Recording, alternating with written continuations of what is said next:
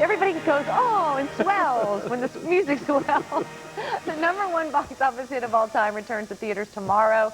The 1939 epic Gone with the Wind being re-released, this time with some terrific technical improvements, despite what some people in the press have said. Entertainment editor Joel Siegel recently spoke with its sole surviving star, Olivia de Havilland. That's Melly to you. And Joel's with us now.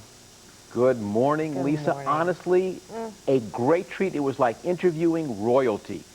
She'd go on to win 2 Oscars. She was Maid Marian to Errol Flynn's Robin Hood. Olivia de Havilland was 22 when she made Gone with the Wind. 82 is the answer, and she's still a star. I've never before known anyone who was really brave. I pray God things will go well with you, Miss Millie. Clark Gable was everybody's first choice to play Rhett Butler. Olivia de Havilland was producer David O. Selznick's first choice for Melanie. But she was under contract to Warner Brothers. To borrow her, Selznick had to make a trade. And they got, in exchange for me, however, quite a bit of money, I believe. And You didn't get that money. No, I got my ordinary salary. They also got Jimmy Stewart on loan out. So they made a trade. It's like, I'll trade you Olivia de Havilland for Jimmy Stewart and money. That's just not bad. I thought it was rather nice and flattering arrangement. Was there a point when you and when the cast and the crew realized that you weren't just making a movie, you were making what might be the greatest movie ever made? I felt that it was going to have an exceptionally long life and appeal to an enormous number of people. And I think the other members of the crew and the cast felt the same. Where have they gone? Now, you've got to tell me, Mrs. Wilkes, is life or death? Tell me about Tell him anything. Clark Gable.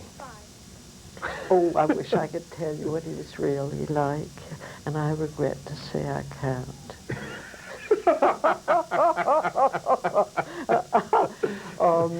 I admired him very much. I was very in awe of him, of course.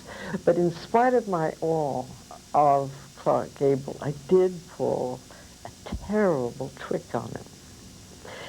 It was the scene where Melanie has given birth, and Rhett Butler rushes in and grabs her up off the bed. A feather, that's all I was to Clark Gable, this stalwart hunk of man.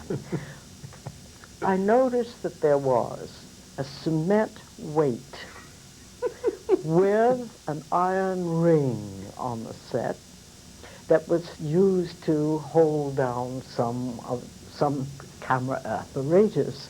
And I said to the assistant director, do you think you could put a rope through that and tie it around my waist under my nightgown? Do you think it could be done? So Clark comes rushing in, and he picks me up, and he goes,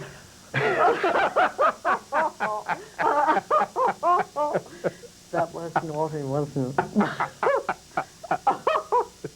Do you go to films much today? Not often, because it's rather elaborate living in Paris. You have to go to the Champs-Élysées and stand in line and all that sort of thing. And but this is a movie, Gone with the Wind, that I want to see in the cinema. And if it comes to Paris, I will certainly go to the Champs-Élysées, and I will stand in the longest line in the history of the cinema in order to see it. Well, she probably could cut in the front of the line, but she is right. You have not seen Gone with the Wind until you've seen it in a theater. I saw it at the Radio City Music Hall 10 years ago. I'd seen it maybe a dozen times, but I realized that was the first time I'd seen it in the theater, and the scene where Scarlett realizes Red is coming and she doesn't have a thing to wear. When she looks up at the drapes, 6,000 people went, ooh. A great film and a great star, Olivia de Havilland. Can't wait to see it. She seems like a delight. Did they get any money after that? Did they get any residuals? No. Just a salary and a thank you, ma'am, and that's but it. They got to say, hey, I was in Gone with the Wind. All right, Joel Siegel, thanks so much. We can't wait. Next up, a visit from some of Jack Hanna's most talented friends. Good Morning America continues.